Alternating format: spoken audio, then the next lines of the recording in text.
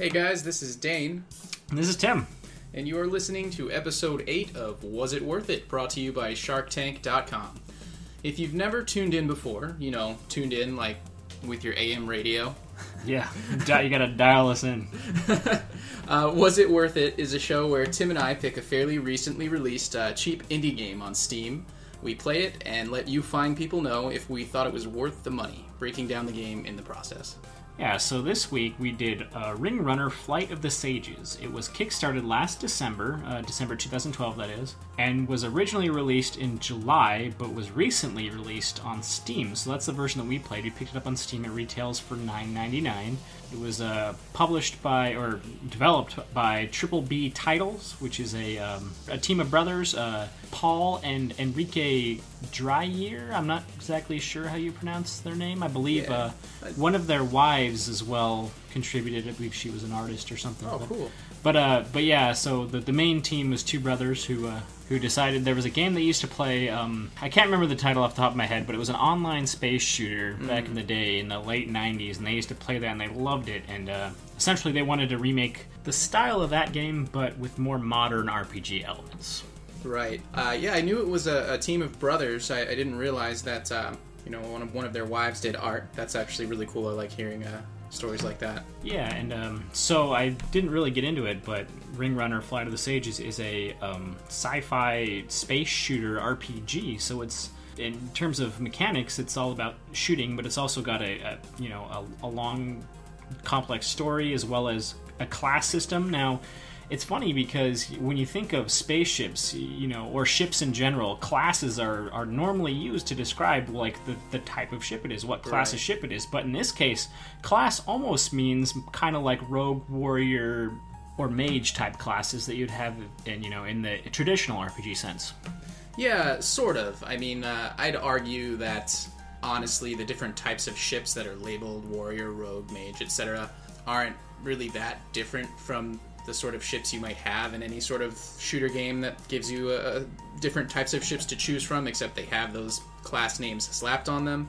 But I mean, I do want to cut in here and disagree. I think that there was a significant difference in a lot of the playstyles between the different classes. Oh, I don't think that the playstyles are similar. I mean, I think in any space shooter game that gives you a choice of 5 different ships, the playstyles are going to be different with the ships. But this is different. Like I can't think of a space shooter that has a melee ship, for example. And there was a class that is all about melee. You know what I mean? The grapple ship. Yeah, and you can be swinging a giant mace essentially, and that type of thing. So I do think it's more unique and added on to the fact that you are what is called a sage, and you essentially get what amount to magic powers, essentially. You have special abilities like slowing time or things like that it's not like your ordinary shooter is what I'm trying to say. Yeah, I would agree there. I guess I just don't really feel that giving the individual types of ships fantasy class names and having those sage powers makes the game classify more as a role-playing game. Because as far as the gameplay goes, I really think that it's just a top-down space shooter with some ship customization and a really long story. I don't really see much in the way of role-playing game aspects. Well, I think when they were talking about role-playing game, they were thinking more like an MMO or a MOBA, you know what I mean? Whereas really skill-based, kind of like a talent tree, having kind of like Diablo, like an action RPG. That's what they were thinking in the RPG sense. I guess I could see that. But I feel like with the way the game is sectioned into just, you do small missions and they each take place in sort of a square-shaped map that you're confined to. I don't know, it just doesn't feel like you have a big world to explore when all the sections of the game are sectioned off like that. I guess I'm not trying to make a complaint here. I'm more just saying that... Well, I'll put it this way. When I first saw the trailer for this game, I actually couldn't even wrap my head around it because 100% of the footage was of space combat. But it was saying the game was a 30-hour story-rich RPG, and it just didn't make sense to me. And now that I've played it, like I mentioned before, I don't really agree that this game has much in the way of RPG elements. 100% of everything you do is space combat, and then there's, bits of dialogue in between. That's just how I feel about that in terms of the RPG aspect to it. But now that you've sort of compared it more to action RPGs like Diablo, I can kind of see that a little bit more than sort of like a turn-based RPG, like a Square Enix RPG. Sure. However, I still think it's not even quite there. Yeah, I don't know. It felt like an RPG to me. Okay. But yeah, to continue discussing the gameplay, once again, you mentioned that it was made by two brothers, and I looked into that as well a little bit, and this was actually their first game. So in some regards, it's actually pretty impressive for a first game, because, most any creative type person, most of their first projects are going to be pretty bad, and sure. They'll be the first ones to admit that. Yeah. And in this case, it's actually a pretty great experience. But I also think that there are certain things that make sense, knowing that it's their first game. I guess from a game design standpoint, I felt like the pacing and level design left a bit to be desired. And I say that because, I think where this game really starts to shine is when you get to start exploring the galaxy as a whole, and you get to start customizing your ship. But you don't really get to that until after about 4 or 5 hours of what is a really lengthy tutorial. Yeah, they really drew out the tutorial. I agree with you entirely on that part. Because, there's a lot to this game, so they're trying to bring it to you piece by piece, but I think it was almost like they'd give you one piece, and then you do 4 or 5 missions for it. And then you give another piece, and you do 4 or 5 missions. Then you get another piece, you do 4 or 5 missions. They could have easily done just 1 or 2 missions before each next step. I do feel like the tutorial was way too long. That said, I did just mention that the ship customization is awesome. It's robust. I didn't really get the chance to dive that deep into it, but just looking around at all the options and just reading all of the lengthy descriptions they wrote up for every type of piece and every type of hull, it seems really cool. And you also mentioned the different classes, fighter and rogue, and right. Et cetera and so forth. So what the tutorial thing does do really well is, it throws you in the cockpit of each of those ships one at a time, one right. after the other as you progress through it. So then by the time it throws you at customization, you already know which one of those 5 types, or when you're doing customization, there's even hybrid types right, that you would feel most comfortable with. And I think that was actually a pretty cool way of doing that. Yeah, I agree. To go back to level design a little bit, you mentioned level design. Yeah. I think the level design was lacking, but I think it was almost intentional because the level was randomized to a point.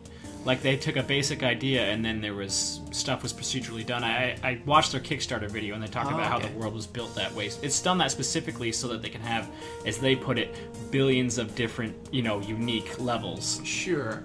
But, if you do something like that, by design, your base level needs to be simple, you know what I mean? Yeah, that's true. I did notice that on certain missions where I felt like the mission was going pretty poorly, so I would restart to hopefully have a better start to the mission. I noticed that each time I would do that, I would start technically in the same place, but different things would be around me. Right. And so I did notice that, for sure. So that makes a little more sense. And also when you do randomly generated levels, it seems like in almost every case, the levels you end up with are just not quite as interesting or creative from a design standpoint for very obvious reasons. So where you do get the variety and endless combinations, each one of those combinations tends to be kind of lacking. Yeah, I agree with that entirely. Because it was almost like, okay, there's what random shape do I need to avoid this time? Like, yeah.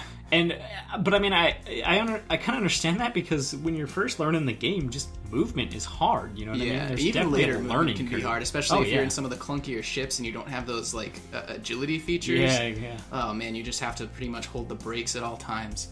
Yeah, there's a pretty high learning curve for the skill in this game. Yeah, I would agree with that. But the potential for a very talented player could be, through the roof. Especially when they show you some of the AI ships duking it out and you see them do all those crazy moves, and I'm not sitting there thinking, well, that's of course because it's computer controlled. I'm sitting there thinking, wow, with the right type of ship and with the skills, I could be doing that. Right, yeah. Yeah, which is pretty cool. I do have to say the combat in the game is very satisfying when you start getting the hang of not only your agility features, where you can sort of flick the mouse while holding mouse button 4 and just speed over in that direction to get behind the ship and then start unleashing your weapons on them. I don't know really how to explain it, but it's actually pretty cool, pretty unique. Yeah, there's a lot of neat tricks you can do, and I just realized that they can't see me nodding, but I was pretty much nodding agreement with everything that you said there.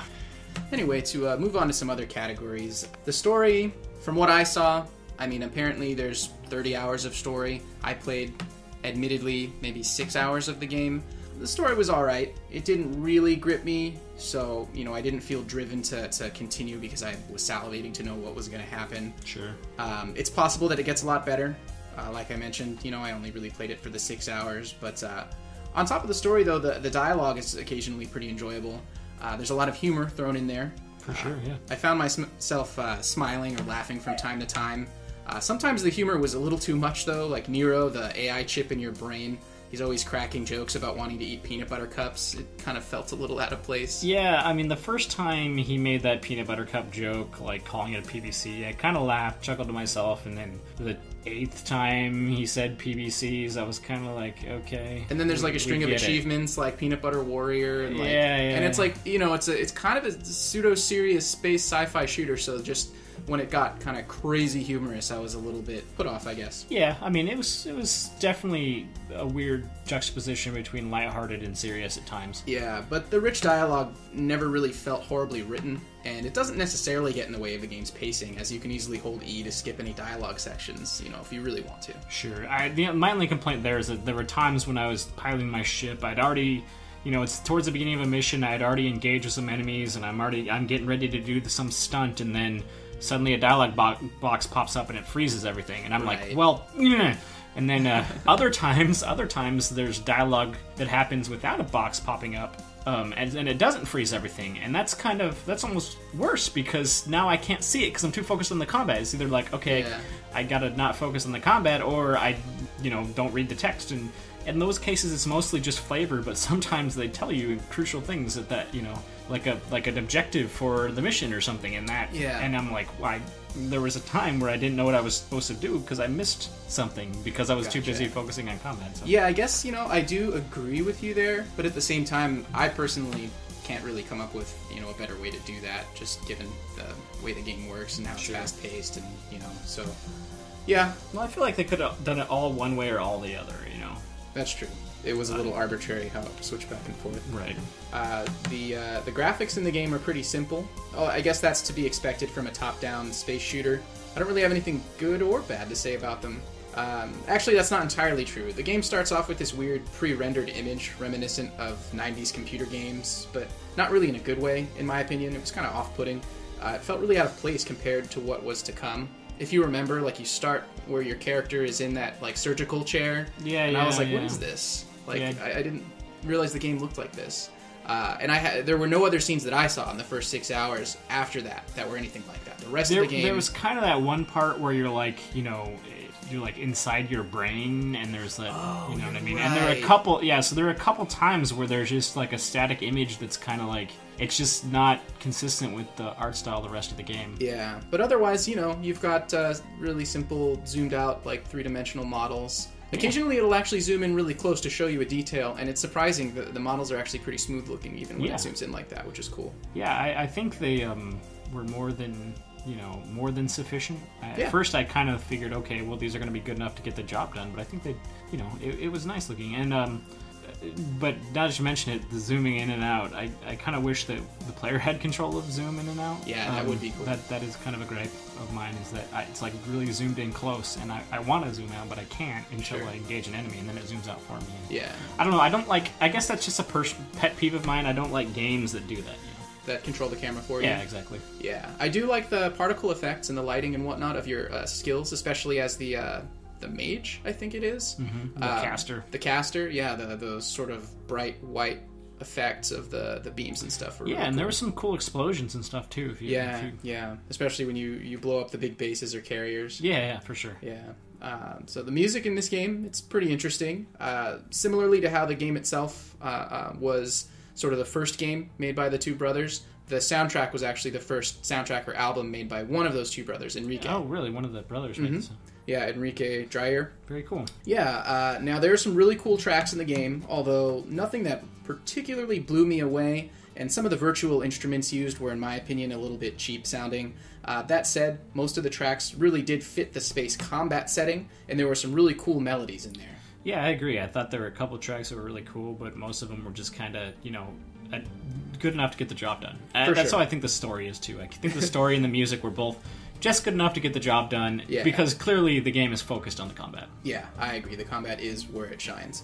I can tell, though, just based on the quality of this particular soundtrack, that the composer, if he does continue to go on making music either for his games or outside of his games, there's going to be some really awesome stuff when he gets more songs under his belt.